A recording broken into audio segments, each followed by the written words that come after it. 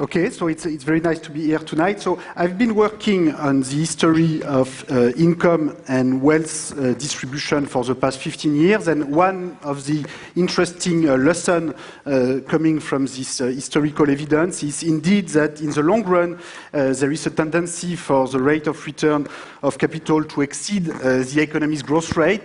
And this tends to lead to high concentration of wealth, not infinite concentration of wealth, but the higher the gap between R and G and the higher the level of inequality of wealth towards society tends to converge. So this is the key force that I'm going to talk about today. But let me say right away that this is not the only important force in the dynamics of income and wealth distribution. And there are many other forces that play an important role in the long-run dynamics of income and wealth distribution. Also, there is a lot of data that still needs to be collected. So, we know a little bit more today than we used to know, but we still know too little. And, certainly there are many different processes, economic, social, political, that need to be studied more. And so I'm going to focus today on this simple force, but, that doesn't mean that other important forces do not exist. So most of the data I'm going to present comes from this database that's available online, the World Top Income Database. So this is the largest existing historical database on inequality, and this comes from the effort of over 30 scholars from several dozen countries. So let me show you a couple of facts coming from this database, and then we'll return to R bigger than G. So fact number one is that there's been a big reversal in the ordering of income inequality between the United States and Europe over the past century. So back in 1900, 1910, income inequality was actually much higher in Europe than in the United States, whereas today it is a lot higher in the United States. So let me be very clear. The main explanation for this is not R bigger than G. It has more to do with changing supply and demand for skill, the race between education and technology, globalization, probably more unequal access to skills in the US, where you have very top universities, but where the bottom part of the educational system is not as good, so very unequal access to skills, and also an unprecedented rise of top managerial compensation of the United States, which is difficult to account alone just on the basis of education. So there is more going on here, but I'm not going to talk too much about this today because I want to focus on wealth inequality. So let me just show you a very simple indicator about the income inequality part. So this is the share of total income going to the top 10%. So you can see that 1 century ago, it was between 45 and 50% in Europe and a little bit above 40% in the US, so there was more inequality in Europe. Then there was a sharp decline during the first half of the 20th century, and in the recent decades, you can see that the US have become more unequal than Europe, and this is the first fact I just talked about. Now, the second fact is more about wealth inequality. And here the central fact is that wealth inequality is always a lot higher than income inequality. And also that, wealth inequality, although it has also increased in recent decades, is still less extreme today than what it was a century ago. Although the total quantity of wealth relative to income has now recovered from the very large shocks caused by World War I, the Great Depression, World War II. So let me show you two graphs illustrating fact number 2 and fact number 3. So first, if you look at the level of wealth inequality, so this is, the share of total wealth going to top 10% wealth holders. So you can see the same kind of reversal between the US and Europe that we had before for income inequality. So wealth concentration was higher in Europe than in the US a century ago, and now it is the opposite. But you can also show two things. First, the general level of wealth inequality are always higher than income inequality. So remember, for income inequality, the share going to the top 10% was between 30 and 50% of total income. Whereas for wealth, the share are always between 60 and 90%. Okay, so that's fact number one, and that's very important for what follows. Wealth concentration is always a lot higher than income concentration. Fact number two is that the rise in wealth inequality in recent decades is still not enough to get us back, to 1910. So the big difference, today wealth inequality is still very large, with 60-70% of total wealth for the top 10. But the good news is that it's actually better than 1 century ago, where you had 90% in Europe going to the top 10. So today, what you have is what I call the middle 40%. The people who are not in the top 10 and who are not in the bottom 50, and what you can view as the wealth middle class that owns 20 to 30% of total wealth, national wealth, whereas they used to be as poor a century ago when there was basically no wealth middle class. So this is, an important change.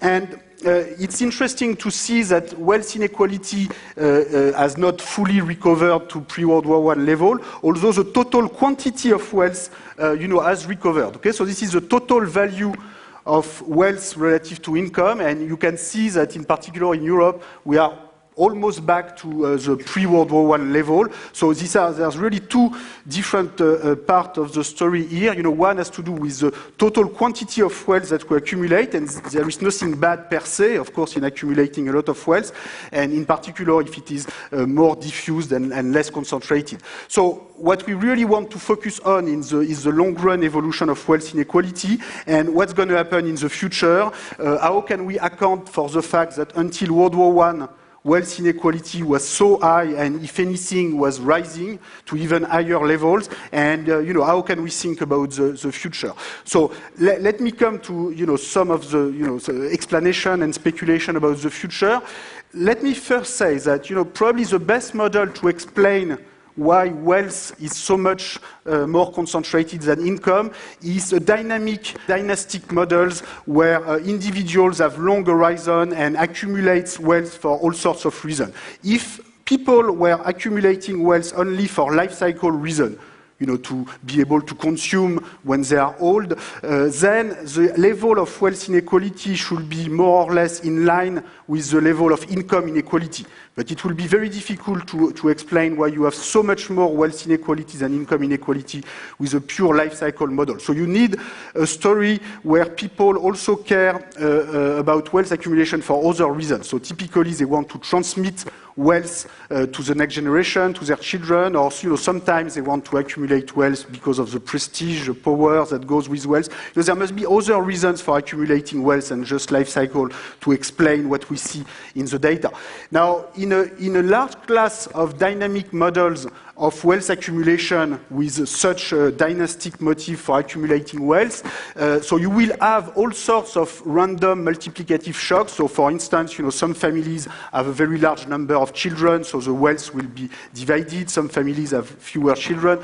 You also have shocks to rates of return. Some families make huge capital gains, some made bad investments. So you will always have some mobility in the wealth process. Some people will move up, some people will move down.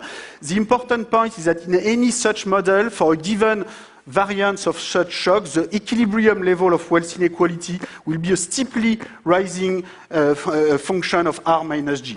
And intuitively, the reason why the difference between the rate of return to wealth and the growth rate is important is that initial wealth inequalities will be amplified at a faster pace with a bigger R minus G. So take a simple example, with R equal 5% and G equal 1%, wealth holders only need to reinvest 1/5 of their capital income to ensure that their wealth rises as fast as the size of the economy. Okay? So this makes it easier to build and perpetuate large fortunes because, you can consume 4/5, assuming zero tax, and you can just reinvest 1/5. So of course, some family will consume more than that, some will consume less, so there will be some mobility in the distribution, but on average, they only need to reinvest 1/5, and so this allows high wealth inequalities to sustain. Now, you should not be surprised by the statement that R can be bigger than G forever, because in fact, this is what happened during most of the history of mankind, and this was, in a way, very obvious to everybody, for a simple reason, which is that growth was close to 0%, During most of the history of mankind, growth was maybe 0.1, 0.2, 0.3%, but very slow growth of population and output per capita.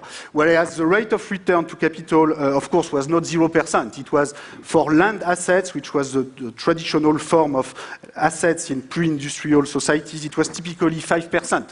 So, any reader of Jane Austen will know that, if you want an annual income of £1,000, you should have a capital value of £20,000, so that 5% of 20,000 is 1,000. And in a way, this was the very foundation of society, because this is what R bigger than G was what allowed holders of wealth and assets to live off their capital income and to do something else in life than just to care about their own survival. Now, one important conclusion of my historical research is that modern industrial growth did not change this basic fact as much as one might have expected. Of course, the growth rate following the Industrial Revolution rose, typically from 0 to 1 to 2%, but at the same time, the rate of return to capital also rose, so that the gap between the two did not really change. So, so during the 20th century, you had a very unique combination of events. First, a very low rate of return due to the 1914-1945 war shocks, destruction of wealth, inflation, bankruptcy during the Great Depression, and all of this reduced the private rate of return to wealth to unusually low levels between 1914 and 1945. And then in the post-war period, you had unusually high growth rate, partly due to the reconstruction. In Germany, in France, in Japan, you have 5% growth rate between 1950 and 1980, largely due to reconstruction, and also due to very large demographic growth, the baby boom cohort effect. Now, apparently, that's not going to last for very long, or at least the population growth is supposed to decline in the future. And, the best projections we have is that, the long-run growth is going to be closer to 1 to 2% rather than 4 to 5%. So, if you look at this, these are the best estimates we have of world GDP growth and rate of return to capital, average rates of return to capital. So you can see that during most of the history of mankind, the growth rate was very small, much lower than the rate of return. And then during the 20th century, it is really the population growth very high in the post-war period and the reconstruction process that brought growth to a smaller gap with the rate of return. Here I use the United Nations population projections. So, of course, they are uncertain. It could be that we all start having a lot of children in the future and that the growth rate are going to be higher. But from now on, these are the best projections we have, and this will make global growth decline and the gap between, with the rate of return go up. Now, the other unusual event during the 20th century was, as I said, destruction, taxation of capital. So this is the pre-tax rate of return. This is the after-tax rate of return and after destruction, and this is what brought the average rate of return after tax, after destruction, below the growth rate during a long time period. But without the destruction, without the taxation, this will not have happened. Okay? So let me say that the balance between returns on capital and growth, depends on many different factors that are very difficult to predict. Technology and the development of capital-intensive techniques. So, right now, the most capital-intensive sector in the economy are the real estate sector, housing, the energy sector. But it could be in the future that, we'll have a lot more robots in a number of sectors, and that this will be a bigger share of the total capital stock that it is today. Well, we are very far from this, and from now on, what's going on in the real estate sector, the energy sector is much more important for the total capital stock and capital share. The other important issue is that there are scale effects in portfolio management together with financial complexity, financial deregulation, that make it easier to get higher rates of return for large portfolio. And this seems to be particularly strong for billionaires, large capital endowments. Just to give you one example, this comes from the Forbes billionaire rankings over the 1987-2013 period, and you can see that very top wealth holders have been going up at 6-7% per year in real terms, above inflation, whereas average income in the world, average wealth in the world have increased only at 2% per year. Okay? And you find the same for large university endowments. The bigger the initial endowments, the bigger the rate of return. Now, what could be done? The first thing is that, I think we need more financial transparency. We know too little about global wealth dynamics, so we need international transmission of bank information. We need a global registry of financial assets, more coordination on wealth taxation. And, even wealth tax with a small tax rate will be a way to produce information so that then we can adapt our policies, to whatever we observe. And to some extent, the fight against tax havens and automatic transmission of information is pushing us in this direction. Now, there are other ways to redistribute wealth, which it can be tempting to use. Inflation, it's much easier to print money than to write a tax code, so, that's very tempting, but sometimes you don't know what you do with the money. This is a problem. Expropriation, is very tempting, just when you feel some people get too wealthy, you just expropriate them, but this is not a very efficient way to organize the regulation of wealth dynamics. So wars is an even less efficient way, so I tend to prefer progressive taxation. But of course, history will invent its own pathways, and it will probably involve a combination of all of this. Thank you. Thomas Piketty, thank you. Thank you. I want to ask you 2 or 3 questions because it's impressive how you are in command of your data, of course. But basically what you suggest is growing wealth concentration is kind of a natural tendency of capitalism. And if we leave it to its own device, it may threaten the system itself. So you're suggesting that we need to act to implement policies that redistribute wealth, including the ones we just saw, progressive taxation, etc. In the current political context, how realistic are those? How likely you think that it is that they will be implemented? Well, I think if you look back through time, the history of income, wealth, and taxation is full of surprise. So, I am not terribly impressed by those who know in advance, what will or will not happen. I think 1 century ago, many people would have said that progressive income taxation would never happen, and, then it happened. And, even 5 years ago, many people would have said that bank secrecy will be with us forever in Switzerland, that Switzerland was too powerful for the rest of the world. And then suddenly, it took a few US sanctions against Swiss banks for a big change to happen, and now we are moving toward more financial transparency. So, I think, it's not that difficult, to better coordinate politically. We are going to have a treaty with half of the world GDP around the table with the US and the European Union. So, if half of the world GDP is not enough to make progress on financial transparency and, minimal tax for multinational corporate profits, what does it take? So I think these are not technical difficulties. I think we can make progress if we have a more pragmatic approach to these questions and we have the proper sanctions on those who benefit from financial opacity. One of the arguments against your point of view is that economic inequality is not only a feature of capitalism, but is actually one of its engines. So we take measures to lower inequality, and at the same time we lower growth, potentially. What do you answer to that? Yeah, I think inequality is not a problem per se. I think inequality up to a point can actually be useful for innovation and growth. The problem is it's a question of degree. When inequality gets too extreme, then it becomes useless for growth, and it can even become bad because it tends to lead to high perpetuation of inequality over time and low mobility. And for instance, the kind of wealth concentration that we had in the 19th century and pretty much until World War I in every European country was, I think, not useful for growth. This was destroyed by a combination of tragic events and policy changes, and this did not prevent growth from happening. And also extreme inequality can be bad for our democratic institution if it creates very unequal access to political voice, and the influence of private money in US politics, I think is a matter of concern right now. So, we don't want to return to that kind of extreme pre-World War I inequality. Having a decent share of national wealth for the middle class, is not bad for growth. It is actually useful both for equity and efficiency reasons.